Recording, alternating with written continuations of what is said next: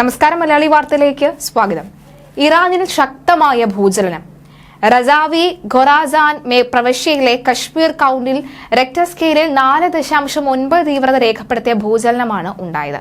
സംഭവത്തിൽ 4 പേർ മരിച്ചു, 120 പേർക്ക് പരിക്കേൽക്കുകയും ചെയ്തു.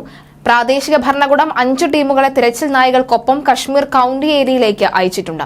ഇതിനു പുറമെ 6000-ഓളം ആളുകളെ ഉൾക്കൊള്ളാൻ ശേഷിയുള്ള 3 എമർജൻസി ഷെൽട്ടറുകളും ആരംഭിച്ചിട്ടുണ്ട്. ഭൂചലനത്തെ തുടർന്ന് 35 പേരെ ആശുപത്രിയിൽ പ്രവേശിപ്പിച്ചതായി ഇറാൻ മാധ്യമങ്ങൾ റിപ്പോർട്ട് ചെയ്യുന്നു. ഭൂചലനത്തെ തുടർന്ന് നഗരത്തിലെ ചില കെട്ടിടങ്ങളും നിരവധി റോഡുകളും തകർന്നടിഞ്ഞിട്ടുണ്ട്. നിലവിൽ റിലീഫ് ആൻഡ് റെസ്ക്യൂ ടീം സംഭവസ്ഥലത്തെത്തി പരിക്കേറ്റവരെ ആശുപത്രിയിലേക്ക് കൊണ്ടുപോകുന്നുണ്ട്.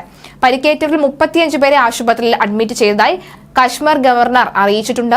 മറ്റുള്ളവരെ പ്രാഥമിക ചികിത്സയ്ക്ക് ശേഷം വിട്ടയച്ചു. കെട്ടിടാവശിഷ്ടങ്ങൾ ദേഹത്ത് വീണാണ് 4 പേർ മരണപ്പെട്ടത്. പ്രാദേശിക സമയം ഉച്ചയ്ക്ക് 1:24 ഭൂകമ്പത്തിൽ നിരവധി കെട്ടിടങ്ങൾക്കും കാറുകൾക്കും കേടുപാടുകൾ സംഭവിച്ചു. കെട്ടിടാവശിഷ്ടങ്ങൾക്കിടയിൽ കുടുങ്ങിക്കിടക്കുന്നവരെ വോളണ്ടിയർമാർ രക്ഷിച്ചതായി ഈ Khorasan Red Crescent Society managing director Ali Moniri പറഞ്ഞു.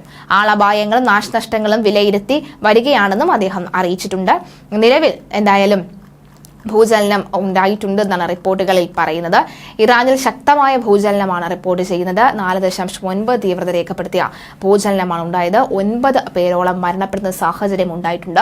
120-ലധികം പേർക്ക് പരിക്കേൽക്കുകയും ചെയ്തു. പ്രാദേശിക ഭരണകൂടം തിരച്ചിൽ ആരംഭിച്ചിരിക്കുകയാണ്. എന്തായാലും 50 പേരോളം ഇപ്പോൾ പരിക്കേറ്റിട്ടുണ്ടെന്നാണ് റിപ്പോർട്ടുകൾ. 35 പേരെ ആശുപത്രിയിൽ പ്രവേശിപ്പിച്ചതിനുള്ള ഔദ്യോഗിക റിപ്പോർട്ടുകളും പുറത്തുവരികയാണ്.